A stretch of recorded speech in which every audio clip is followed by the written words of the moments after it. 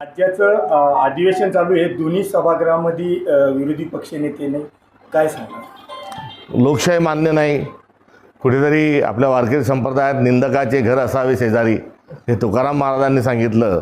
आणि धर्मावर आमची मक्तेदारी आहे असं भासवण्याचे लोक हे अधर्मीसारखे वागतात.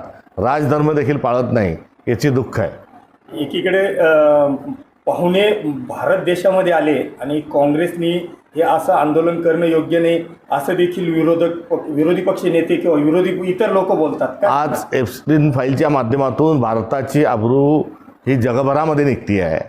एक एप्स्टीन फाईलमध्ये ज्या व्यक्तीचा उल्लेख आहे त्याला मंत्रित केला जातो, मंत्रिमंडळात खपून घेतला जातं.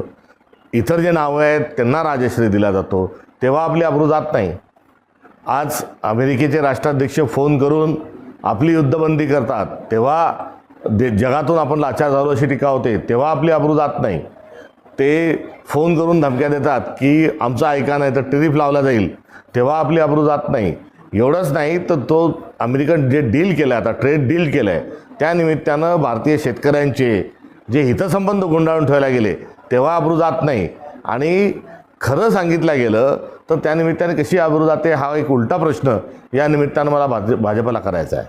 भाजप म्हणते या अगोदरच काँग्रेस अर्धनग्न झालेली आहे, त्यांनी आता होण्याची गरज नव्हती. आमचा जो नेता आहे महात्मा गांधी यालाच नंगा फकीर म्हणत होते, त्यामुळे त्या गांधींचे आम्ही अनुयायी आहोत.